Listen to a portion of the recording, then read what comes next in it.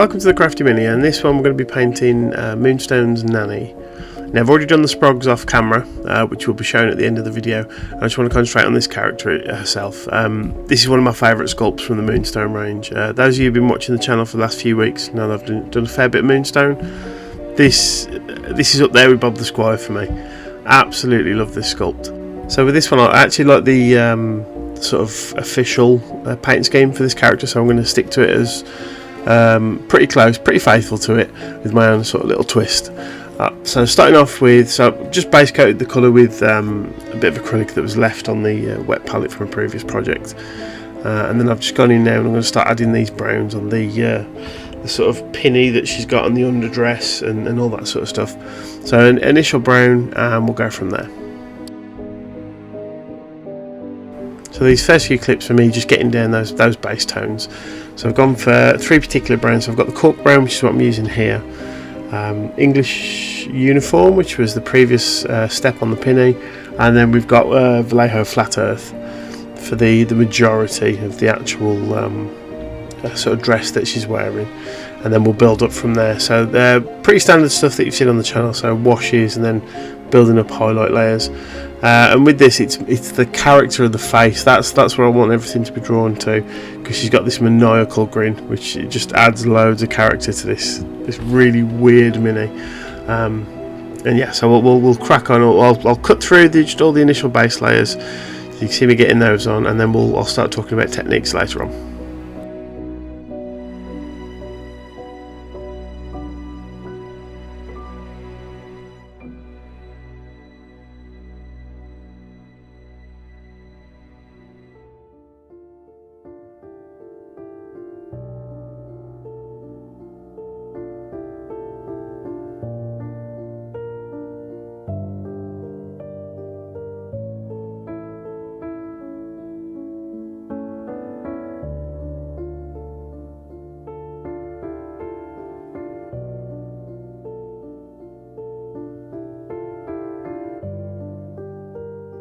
Now, one thing to note on the actual sort of official paint job colour scheme for this mini, she's got this pallid, almost purpley bluey flesh that goes up to almost like a ghostly sort of white, and that's roughly what I'm going for here. So I've started with some of that ochre brown, and I've mixed in just a little bit of purple for that base coat, and then I'm going to build up and just add more of the ochre brown into that mix, just to get those progressive highlights in.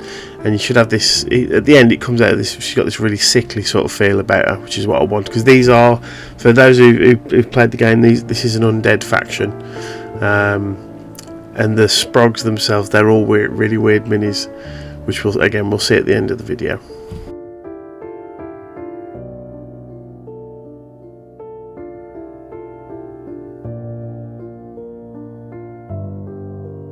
So this is that first highlight on the skin, so all I'm doing is adding a little bit more of that beige into the purple pre-mix. So it's roughly about 2 to 1, 3 to 1 at this point. Just picking out those key areas on the green. So she's got, for the features, like a lot of the Moonstone stuff, they're really overly exaggerated. So she's got these really chunky cheeks, this sort of double chin that go down to her chest, and then her eyes have got these really thick sockets that these huge eyes sort of stick out of.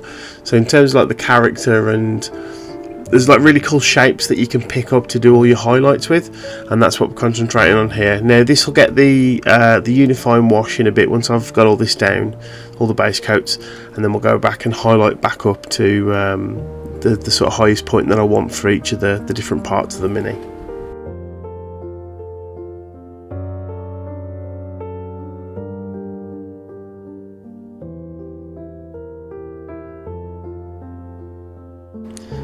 And again, sort of my go-to wash, I've mentioned in the last few videos, is this sledge sauce. So again, for those, because I've been asked a few times, so it's please go and watch his video on his channel, and because he goes into a lot more depth than I will. But it's basically one part. So I've done it in a bigger bottle. So 1 bottle of Army Paint Strong Tone, 1 bottle of Lamium Medium from Citadel, and 1 bottle of Reikland Flesh Shade. All in together in this big squeezy bottle I've got, and then all I do is just give it a good shake before I use it. And this is just a really nice unifying wash. Not too heavy on the pigment because of the lamier medium, so it doesn't stain as much as other stuff. You do still get the glossy finish, which is a bit annoying, but then I use a really nice matte varnish to take the edge off that. But yeah, gets into all the little bits and does all the staining that you want. It looks quite severe when it first goes on, but it dries and it's just ever so slightly tinting, and it really gets into the creases. And I think a big part of that is the lamier medium. It helps it flow a lot better. And yeah, it's a lovely wash, and for this scale, that sort of 28mm to 30mm scale for tabletop, it just works really, really well. And so this is the fun part for me for the painting, with a lot of miniatures, especially at this scale. So that wash is now dry. As you can see, it is a little bit glossy, but we'll be dulling that down. And then with the paints that I've used, I've only got 4 or 5 on the palette, and I'll mix the brighter colours in with the dark colours to brighten them for the highlights, just so you get this unifying sort of colour scheme across everything. I mean, you can go into the detail and do an individual highlighting colours for each type. I find this is, first of all, it's quicker. Everything sort of matches because it's all within the same colour palette that I've used of those 4 or 5 colours, and it just makes everything, I think, just come together a little bit better in the end. And you get this, like for example, using the light cork brown, mixing a tiny bit of that in with the German grey for the cowl that I'm doing here and other bits. It's just enough so you can pick out, you can see the highlights on the miniature, but it doesn't look too drastic if you're using like a white, for example, and everything's sort of muted and within its own, as I say, all sort of matched together. So in this clip, I'm going to leave this running for a bit longer. You're going to see me going to and from the palette with each of the highlight steps, and all it is, it's just mixing those colours in, and then the only thing I change is this rim around the sort of headscarf and the rim, sort of that rim across the top of a dress. I do add a little bit more white in, just to brighten up, because it went a bit too brown for my liking, and sort of it mixed in with the colour of her actual skin. There was no sort of hard boundary between the two, if that makes sense. But yeah, going in and just take your time, highlight the areas that are raised. If you're struggling on highlighting, go back and look at my turtle video I did, where I just painted it all in grayscale, just to show off where you'd put highlights on certain areas depending on the shape and the fabric and things. And it's just going through and just taking my time with this. This is always my favourite part of painting, because everything starts to punch and show.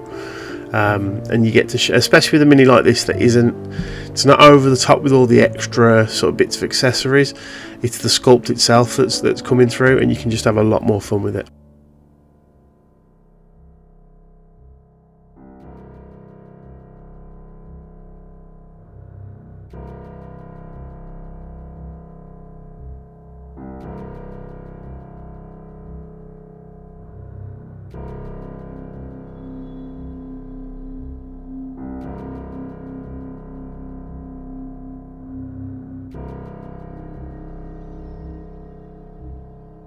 And this is a nice simple one to do. So for fabrics in particular, once you've got your base coat down and you've got nice coverage and you've done that initial wash, whatever it might be, is just go back in with the base coat initially, with no extra sort of lighter tone in there. Just pick out a few key areas like I'm doing here on the folds and things, and if you feel like you need that extra little bit of detail, that a bit more highlight, is then you add a little bit of lighter paint. In this case I'd use the pale sand and the cork brown, and then go in and pick out a few more areas just to differentiate them. But it's a really simple step, and it looks effective on this scale, especially when you, as I say, you're standing at the table playing the game. It's perfectly good for what it is.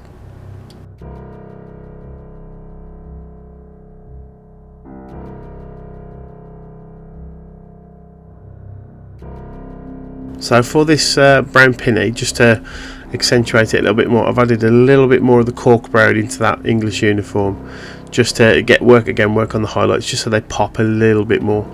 As I say, that wash, it doesn't really tint things, but it does darken it just ever so slightly, and this is enough to make it sort of punch out a bit more. Also with things like the sculpt of this miniature, because she's got this big belly, you've got this rounded area at the top where a lot of highlights can be, and you can just go in there, and you'll see I'm not using particularly smooth brush strokes. across the creases and stuff. I'm just hitting key areas, and it's enough just to differentiate all the different colours and tones within each of the fabric types.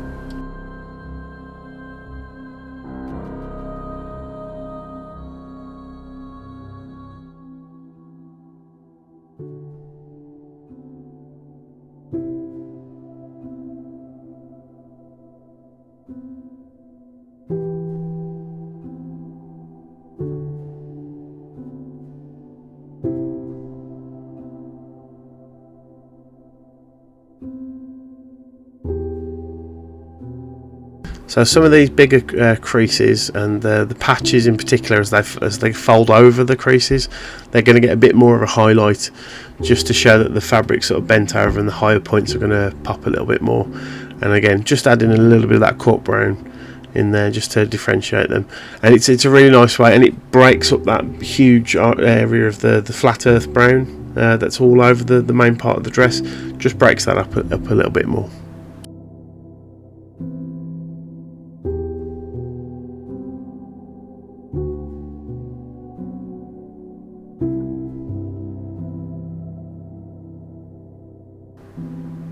So at this point, the majority of the highlighting is done. Now I just want to concentrate a little bit more on the flesh. So I've added a bit more of the cork brown just to brighten it up, and I'm going in and I'm just picking out certain areas, so folds of the fingers and the knuckles, the bits of the palm that show under the bottle, and the main part of the features that I want to accentuate, so the double chin, the maniacal grin, and the chubby cheeks under the eyes, just to make everything pop a little bit more and just stand out when you're looking at it.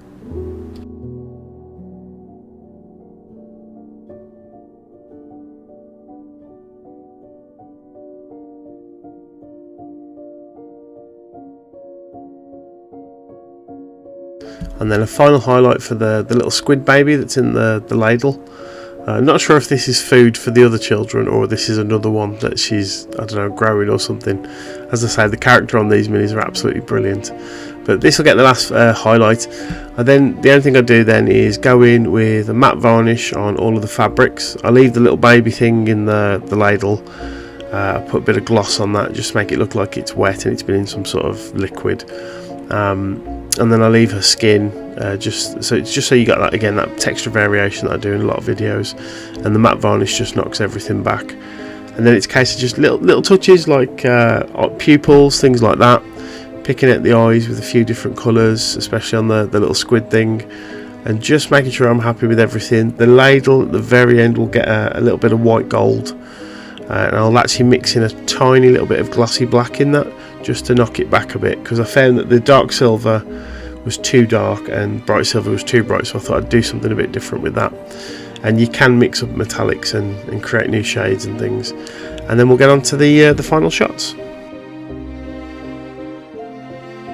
And here she is with a 3 little sprogs all done. So I've just varied up the colour schemes on these, not done it massively, the actual children like they are on the official artwork, but really, again, absolutely, I love painting Moonstone stuff. The character is brilliant. We'll do a few close-up shots as well. But yeah, if you want something just fun to paint, I mean, if you want to get into a good skirmish game, I do recommend Moonstone. I'm enjoying it. But yeah, if you just something fun to paint, a bit whimsical, a bit sort of Tim Burton-y is the best way I can think of describing it. Just have a look through their catalogue and just see if there's a miniature that sort of speaks to that you really like the look of, and just go for it. These are an absolute joy, and have been a breath of fresh air for me, especially with the painting. It's been a nice break from doing monsters and things, but they're still quite disturbing as well, which I like. But thank you very much for watching, and we'll see you on the next one. Cheers.